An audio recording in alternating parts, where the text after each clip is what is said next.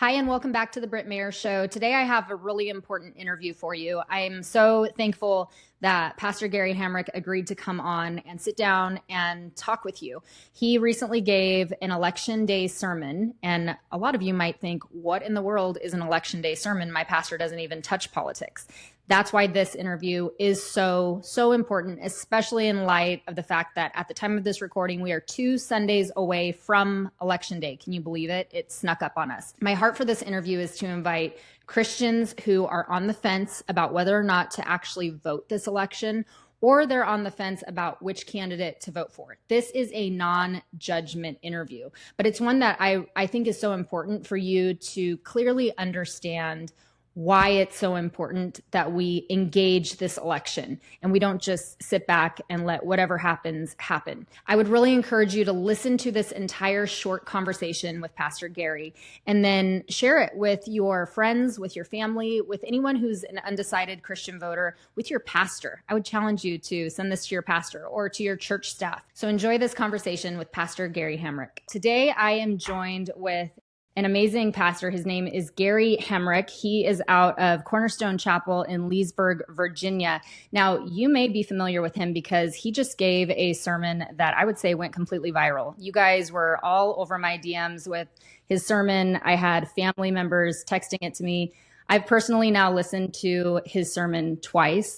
And I was just so encouraged and challenged by it. And I decided, hey, we should probably have him come on and share his heart with this community. So with no further ado, Pastor Gary Hamrick, thank you so much for joining us. Hey, Britt, it's good to be on your program. Thank you. Thank you so much. Well, let's just jump right in. I wanted to invite those undecided and hesitant Christian voters to the table. And the big question that I have for you is, why is it now so important for those Christians to look at the two options that we have available for this election? Well, thanks for the question. It's so important because, look, the more evil our world gets, which we know it will as we get closer to the return of Christ, there's going to be an agenda that is advancing. We're seeing it right now. Look at what is happening in the last decade that we would not have imagined, say, 20 or 30 years ago. What do the next 20 or 30 years look like? So because of that, we have to be as engaged as possible in the election process, because it's incumbent upon us as Christians to stem the tide of evil. And that really is what it's about. I mean, we know, look, the left, the progressives like to disparage us, calling us Christian nationalists. I always say to folks, if that only meant I love God and country, then fine, I'll take the label. But they mean it to silence us. They want the church to be quiet. They want the church to sit out because they want to advance their agenda, and it's evil. A lot of what we are seeing happening in our culture is just plain evil. So we have to be involved because we have to stem the tide of evil. Yes, sometimes elections are about voting for the lesser of two, because not every candidate is going to measure up to our perfect standards as Christians. But Jesus is not on the ballot. I tell people all the time, look, get over the personality aspect. Jesus is not running for office, so we have to do our part to keep evil from advancing, to be salt and light in our culture, to be ambassadors for Christ. So that's really what it's all about. I'm glad you used the word ambassadors, because that was actually one of the things I picked up on a lot in your sermon, was you use that word ambassadors frequently. So how, in relation to this election, how are Christians to be ambassadors? What does that look like in terms of politics in this election? Yeah, so let's just start with the basic definition. An ambassador is someone who represents another official or dignitary. So our dignitary is Christ. We're supposed to represent him in all aspects of life. And it bothers me sometimes when Christians think, well, let's represent Christ where we work, in the family, in our neighborhood. But when it comes to politics, let's let somebody else take care of that. Government is part of what God has ordained. There's only 3 things God has ordained, which is the family, the church, and government. And so we should feel that it's incumbent upon us, it's important for Christians to make sure that we're still advancing what is right, what is truthful, what is godly, because we love America. So they can label us all they want, but we love America. We want to see godly principles advance. Proverbs 14:34 talks about how when the righteous are in authority, the people rejoice, but when the wicked rule, the people groan. So I want to see a nation that is heading towards righteousness and stemming that tide of evil. And I think Christians have an important role in that. Yes. One of the hesitations that I hear frequently from those who are genuinely undecided, they have thought through this and they're still on the fence, or they just think, does my vote even count? One of the hesitations I hear is, well, we don't have anyone in the race who upholds godly values. They're both flawed. They both have significant personality flaws. Sure. They have Yeah. policy flaws. So how do we engage with that? Because the reality is we don't have anyone that's perfect. And yes, we are supposed to be salt and light. So how do we get past that barrier when it comes to the two candidates that we do have, and one of them will win? Yeah, great question. Well, when I look into Scripture, I see how God always used flawed, sinful people. So when you look at like a David, I mean, David was a man after God's heart, but he still committed adultery, and yet God used him. He was considered a righteous king. You look at Hezekiah, Josiah. There were a few righteous kings, and God used them to advance his good purposes. But you also look in the Bible, and you see pagan kings like Nebuchadnezzar of Babylon and Cyrus of Persia. And God specifically used them also to advance his cause, his agenda, for the goodness of the Jewish people and the nation of Israel. So when you look at the Bible, God uses flawed, sinful people all the time. Therefore, when you're looking at voting for a candidate, you have to just keep in mind, they're going to be flawed, sinful people. They are going to be people who don't necessarily measure up, and they don't necessarily check all the boxes. For me as a Christian, when I look at these two candidates, I mean, there's one, in my opinion, who is going to advance more righteous policies than another, but neither one checks all the boxes. And so we have to just constantly remind ourselves, Jesus is not on the ballot. He's not running for office. These are human people. They are flawed and sinful. We have to get beyond the personality, and both personalities are large. I hear people sometimes say, well, Donald Trump, he's so abrasive with his tweets and he's so mean. And I hear about Kamala Harris, she cackles like a hen and she repeats the same dumb phrases. Okay, we have to get beyond that at some point and realize one of these two is going to be advancing policies that are more righteous, more closely aligned with our biblical worldview. And one of these candidates is not. Mm-hmm. And that's the position we need to take as we're voting and deciding which one to support. It's super important. So why don't we I don't use the word deconstruct in the modern way, but let's kind of deconstruct what that looks like in tangible terms for a hesitant Christian voter. What should they be looking at? I know that in your sermon, you laid out 7 points, and the sermon will be linked in wherever you find this podcast clip or full. The sermon will be linked below.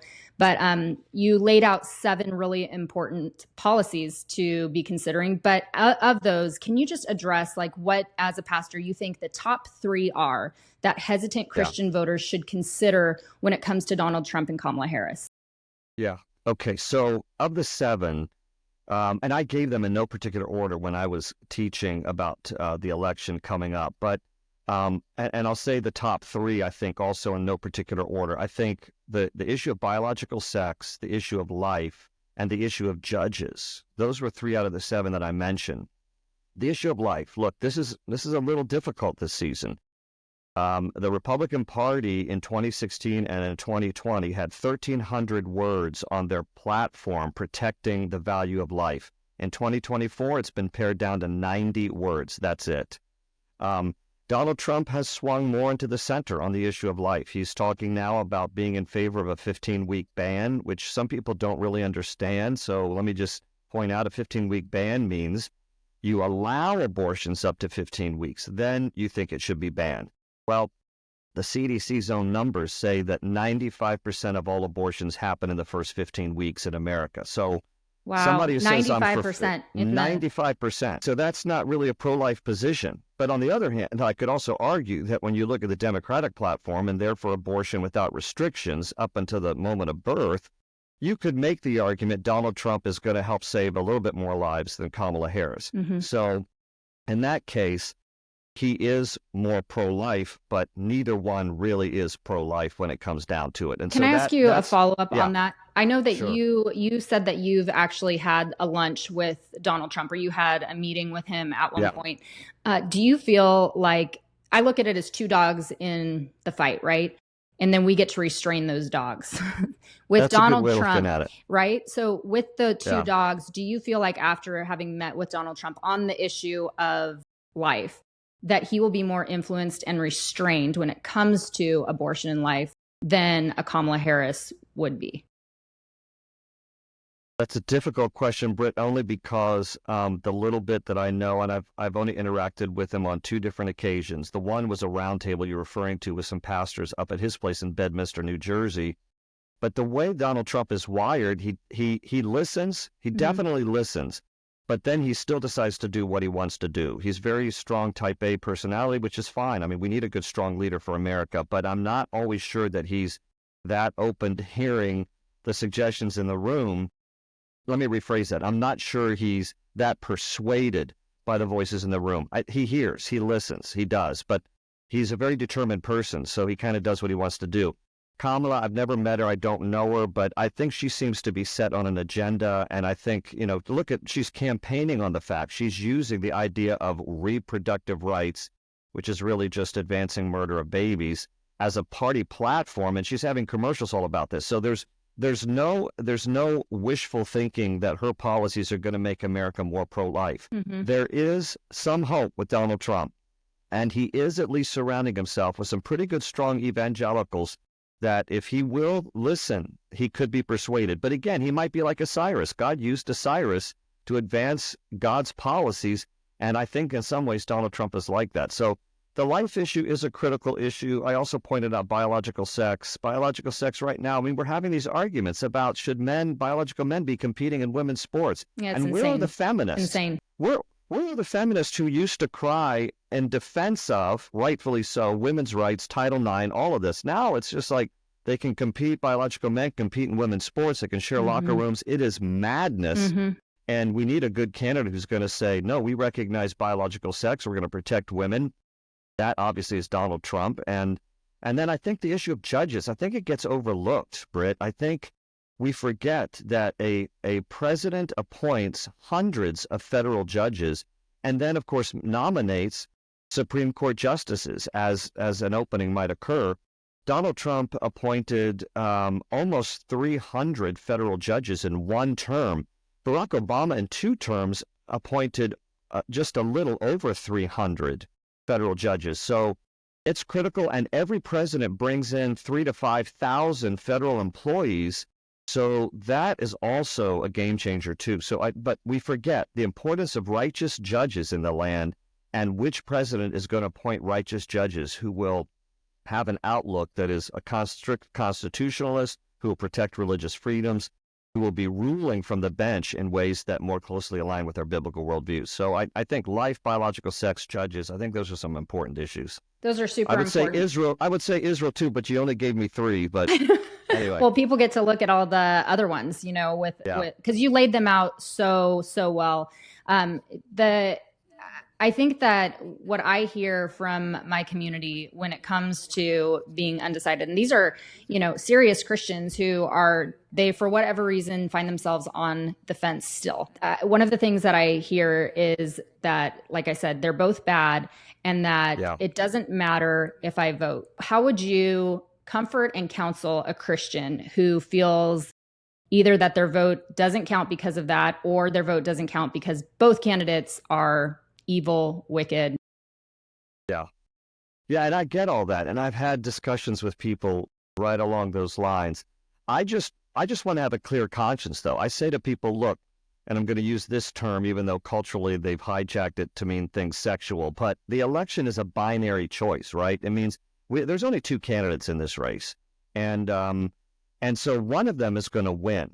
And if we develop this apathy and just sit it out, then we are allowing whatever happens to happen without having a voice. And I get the argument, well, maybe it'll be stolen and it's corruption and all of this.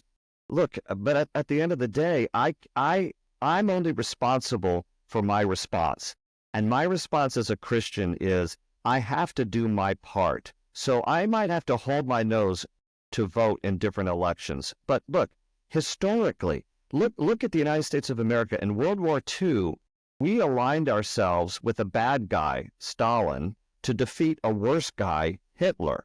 And sometimes it's okay to say, I may not agree with this particular candidate. I might even question the election process, but I have to have a clear conscience and do my part because I have to vote against a stronger threat, a more evil threat. And that's what we have going on. I think it was Frederick Douglass who wonderfully said, I will unite with anyone to do right and no one to do wrong. So we have to unite and we have to do our part because so much is at stake in this election. So much is at stake. It's such a consequential election.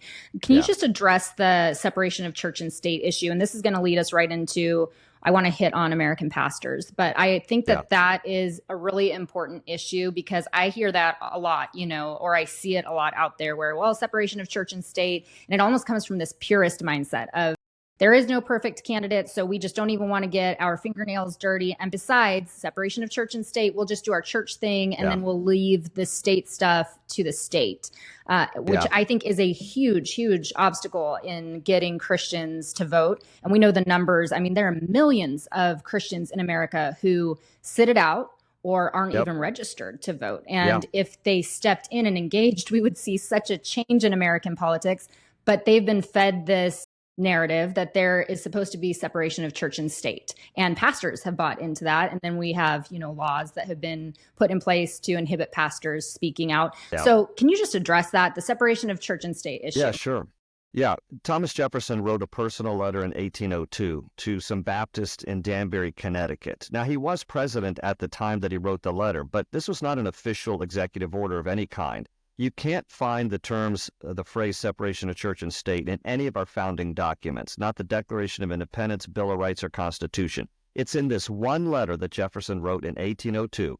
The reason he wrote the letter was because the Danbury Baptists asked him about the First Amendment and whether or not they were going to be protected from government overreach. How many times have we heard that term in the last, few years since COVID? And so Jefferson wrote the letter, and in there he said, don't worry. And then they used the phrase there, we are building a wall of separation of church and state, separation of church and state by the First Amendment in order to protect religious liberty. That phrase that he wrote was intended to help Christians understand that government is to stay out of the business of the church, not the church out of the business of government. But that's how the narrative has been flipped. And now Christians think, oh, we can't be involved in government because separation of church and state. No. That phrase was intended to help us understand government is supposed to stay out of the business of the church. So therefore, we have liberties and we have freedoms to be involved. But not only have just Christians in the pews believed that and others who aren't even believers at all, pastors have believed that phrase. And so they're muzzled. And they're like, well, we can't get involved in politics.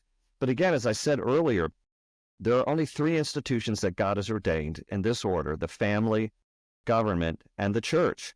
And so everybody understands we need to defend the family, and everybody who goes to church understands the importance of religious freedom. Why have we neglected the second out of the three that God ordained? All of a sudden, we're just going to leave politics up to other people who will continue to advance ungodly agendas and policies. So that phrase is just completely misused, but the courts have actually used it and misused it to perpetuate this false narrative. And so here we are today, struggling to be involved in politics because we think that there's a wall here. No, the wall is preventing the government from getting into the church. So good.